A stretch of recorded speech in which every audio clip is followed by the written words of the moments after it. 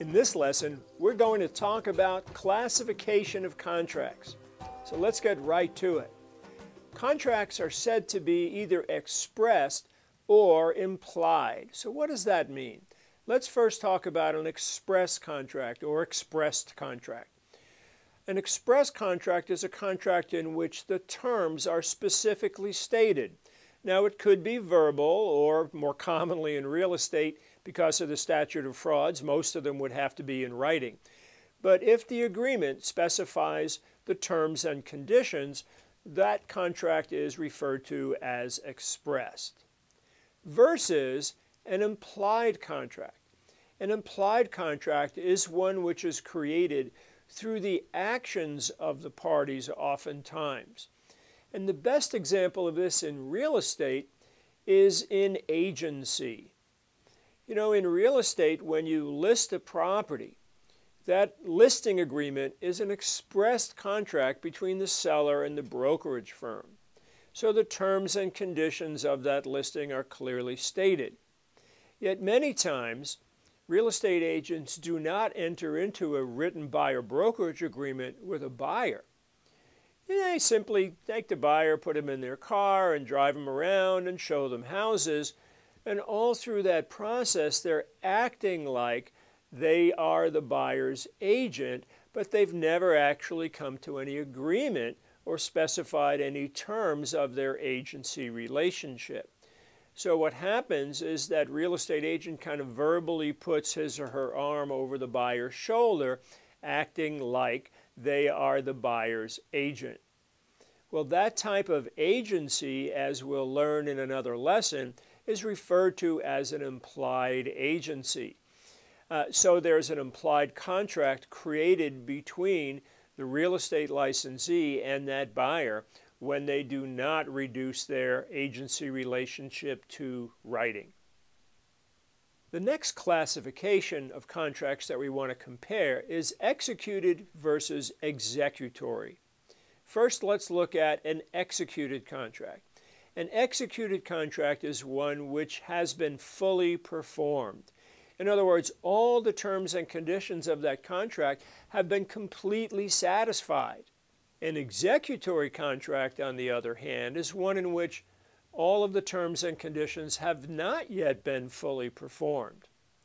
So if we think of a purchase contract where the buyer and seller have agreed to buy and sell the property, but we're in escrow and there are a number of things that have to be done, that contract is at that stage executory in nature. Once closing occurs and title is transferred to the buyer, that contract would be said to be executed. So executed, by the way, does not mean just signed. Sometimes that term is used, although just go ahead and execute the contract here, meaning signing it. We're not defining an executed contract in that way. An executed contract is one which has been fully performed. An executory contract, some things need yet to be done. The next classification that we want to compare here is bilateral versus unilateral. The term bi, of course, means two, and uni means one. So a bilateral contract is a contract in which each party makes a promise to the other. So examples, a purchase agreement. The buyer promises to buy, the seller promises to sell. A listing agreement. The seller promises to pay the broker a commission if the broker finds a buyer. The broker promises to make a diligent effort to find buyers for the property. A lease. The owner agrees to lease or rent the property to the tenant. The tenant agrees to pay rent and to maintain the property in reasonably good condition.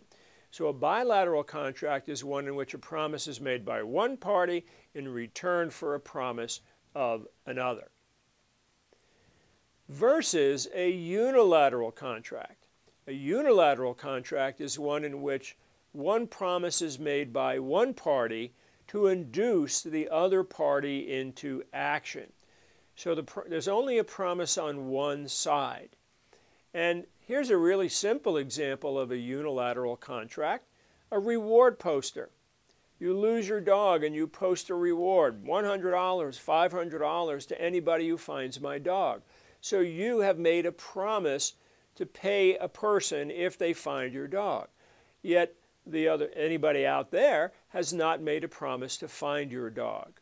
Or the other reward poster here, that's an old one from after the Civil War for the capture of John Wilkes Booth and his cohorts.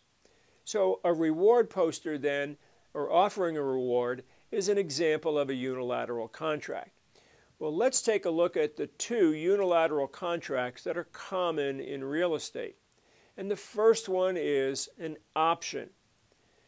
So in an option is a unilateral contract in which typically the optionor, that's the person who gives the option, promises to sell or typically lease the property to the optionee should the optionee decide to act within a certain period of time.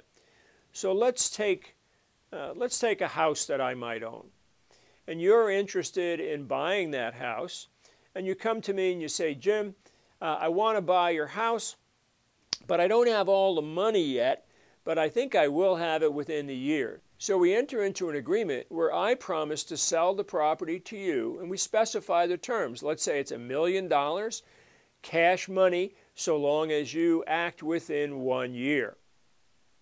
In the meantime, you have not made a promise to buy the property from me.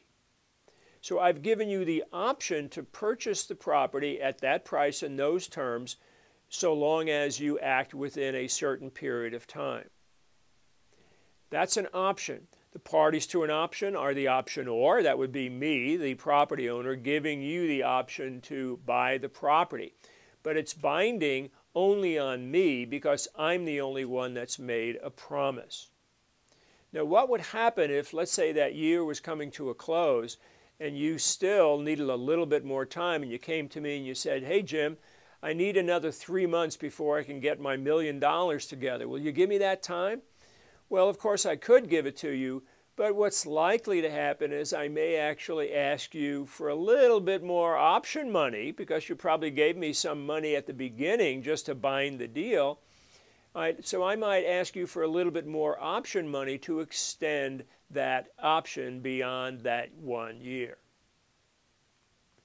Now, typically, here, this is not legal language, but what I want you to think about is in an option, what the owner basically says is, I promise to sell if you decide to buy.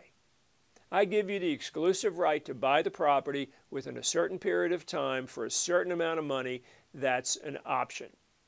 By the way, options also work with leases. Sometimes in fact, years ago, I entered into a 5-year lease with an option at the end of the 5 years to be able to lease it again for another 5 years. Now, we want to compare the option to a right of first refusal. So let's say in that same situation where you came to me and said, Jim, I want you to give me an option on the property, and I say, well, I don't want to commit to sell the property to you should you come up with the money. But I tell you what I'll do. If I decide to sell, I'll give you first crack at it. I'll give you the right of first refusal. So if anybody else comes to me and they make me an offer and I want to take that offer, I'm going to have to come to you and give you the opportunity to meet or maybe beat that offer. So in a right of first refusal, here's, again, not legal language, but basically I, as the owner of the property, say, if I decide to sell, I promise you that you will have the first right to buy the property. This could also work in a lease. Years ago, we leased a space in a shopping center, and there were tenants on either side of us. And we built into the lease that if either of those tenants moved out, that we would have the right of first refusal to lease the space that the tenant had vacated. So we actually had a lease on that property where we had an option to extend it for another 5 years and a right of first refusal to take over the space on either side of us should that space become vacant. So options And rights of first refusal are unilateral contracts because there's only a promise made by one party. So let's take a look at a purchase contract, a typical agreement to buy and sell real property. So is a purchase contract question expressed or implied? Yes, it's expressed because the parties state their terms and conditions. Is a purchase contract executed or executory at the time it's entered into? It is executory. Why? Because all the terms and conditions have not yet been fully performed. Is a purchase contract bilateral or unilateral? It is, of course, bilateral because the buyer promises to buy, the seller promises to sell. So I have a question for you. In writing contracts, as real estate agents often do, how well expressed will your contracts be? So if you were a consumer, would you want your real estate agent to write in the contract, the seller to fix the roof? How well expressed is that? Or would you prefer to have a real estate agent who might write something like this? Seller agrees to have the roof repaired by a licensed roofing contractor who shall warrant the roof and repairs, etc., etc. Which one of those is better expressed? I think you would agree it's the second. And I'm not suggesting that this is the exact wording that anybody should use. The idea is that you as a real estate agent need to be able to construct some language, oftentimes in contracts, to clearly state the terms and intentions of the parties. Now, the last thing we're going to talk about here regarding classification of contracts is valid, void, or voidable. So a valid contract, very simply, is one in which all the essential elements are present. So what are those essential elements again? Competent parties, consideration, meeting of the minds, lawful purpose, most real estate contracts be in writing, and a proper description of the property. If that contract has all those essential elements, it's valid. Secondly, how about a void contract? Well, that term is actually an oxymoron because a contract says the definition of a contract is that it's a legally enforceable agreement, whereas the term void means that there's really no contract at all. But we use the term void contract. And a void contract is one which would be based on, for example, an illegal purpose. Or a contract based on misrepresentation could be voided if the party to whom the misrepresentation was made decides to void it. So that leads us to the third one, which is a voidable contract. So a voidable contract is a contract which appears to be valid, but because it's missing an essential element or is based on a misrepresentation, could be overturned by one or the other party. So for example, let's say you took a client to lunch and gave them the 3 or 4 martini lunch and put that purchase contract under their nose to sign it, and the next morning they woke up and said, wow, I really didn't intend to do that. I was under the influence. They would probably be able to declare that contract null and void. So at that stage, prior to that, it's voidable. Or let's say that the contract is based on a misrepresentation, where the agent made statements like the roof is great and the plumbing's in fine working condition and so on, and it turns out that those are incorrect, that those are misrepresentations. Once the buyer discovers those buyers would be able to back out of that contract. They would be able to overturn it until such time that contract is really voidable. Now, just because it's voidable doesn't mean that the buyer would have to back out, but it would only be voidable by the purchaser, not voidable by the seller. So the buyer could actually take the property even though those misrepresentations were made, but the seller would not be able to back out based on the fact that the seller or the seller's agent made those misrepresentations. So contracts can be valid, they can be void, or they can be voidable. Voidable, able to be voided. Now, another term that's sometimes used in relation to a contract is an illusory contract. It's an illusion, and actually this simply refers to a contract which is so poorly written and confusing that it really is no contract at all. So an illusory contract is really no contract at all. Another question that comes up: are contracts assignable to third parties? And the answer is sometimes yes, sometimes no.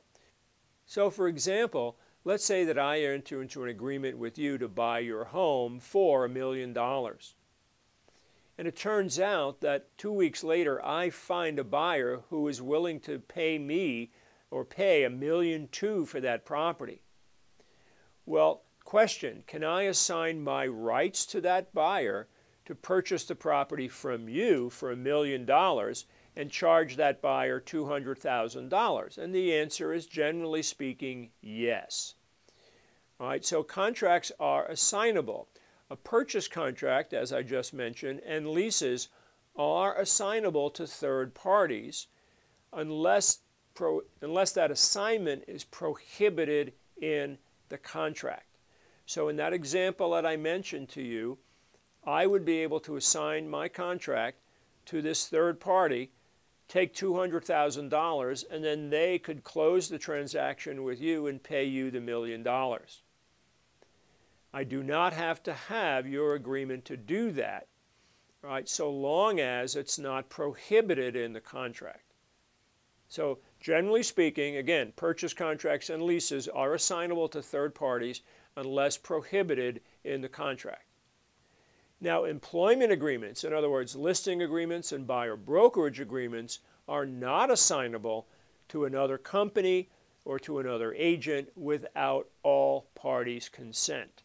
So there's a difference between purchase contracts and leases being assigned versus employment contracts or employment agreements being assigned. So that's our discussion on classification of contracts. Stay tuned for a little vocabulary and a quiz.